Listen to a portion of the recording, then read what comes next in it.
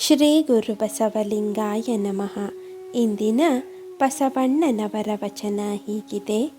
ಕೈಯ ಬೋಹರಿಗೆ ಮಂಡೆಯ ಮೇಲೆ ಸಿಂಬಿ, ಸಿಂಬಕನ ಮನೆಯ ಮಗ ನಾನಯ್ಯ.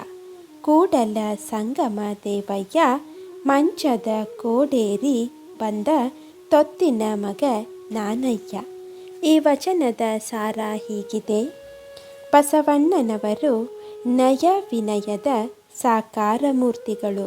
ಅವರಂತೆ ಅಹಂಕಾರವನ್ನು ಬೇರು ಸಹಿತ ಕಿತ್ತೊಗೆದವರು ಮತ್ತೊಬ್ಬರಿರುವುದು ವಿರಳ.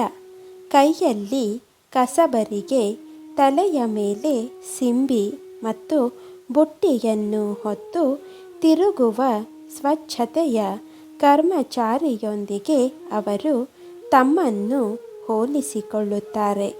ಗಂಡನ ಮನೆಗೆ ಹೋಗುವ ಮಗಳ ಮಂಚವನ್ನು ಹೊತ್ತ ಸೇವಕನ ಮಗ ತಾವೆನ್ನುವ ಅವರ ವಿನಯವಂತಿಕೆ ಅವರ ಈ ವಚನದಲ್ಲಿ ಅಭಿವ್ಯಕ್ತಗೊಂಡಿದೆ. ಇಂದಿನ ಮಾತು: ಜ್ಞಾನನಿಷ್ಠರಾದ ಯೋಗಿಗಳಿಗೆ ಈಶ್ವರತ್ವವು ಸ್ವತಃ ಸಿದ್ಧವಾಗಿರುತ್ತದೆ.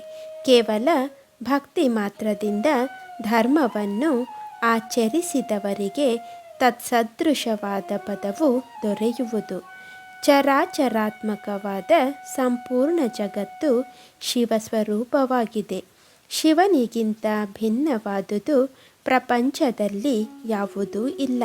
ಸ್ವತಃ ನಾನು ಕೂಡ ಶಿವಸ್ವರೂಪನೇ ಆಗಿದ್ದೇನೆ ಎಂಬುದನ್ನು ಅಪರೋಕ್ಷವಾಗಿ ಸಾಕ್ಷಾತ್ಕಾರ ಮಾಡಿಕೊಳ್ಳುವುದೇ ಅತ್ಯುತ್ತಮವಾದ ಶಿವಜ್ಞಾನವೆಂದು ಶಾಸ್ತ್ರದಲ್ಲಿ ಹೇಳಲ್ಪಟ್ಟಿದೆ. ಈ ಜ್ಞಾನವು ಕೇವಲ ಪುಸ್ತಕದ ಮೂಲಕ ಓದಿದರೆ ಅಥವಾ ಯಾರಿಂದಲೋ ಕೇಳಿದರೆ ಮಾತ್ರ ಬರುವುದಿಲ್ಲ.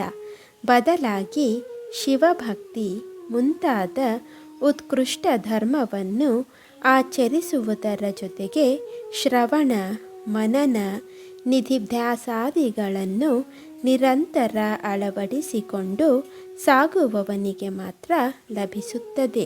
ಆದ್ದರಿಂದ ಜ್ಞಾನದ ಜೊತೆಗೆ ಭಕ್ತಿಯ ಧರ್ಮವನ್ನು ಕೂಡ ಆಚರಿಸಬೇಕು.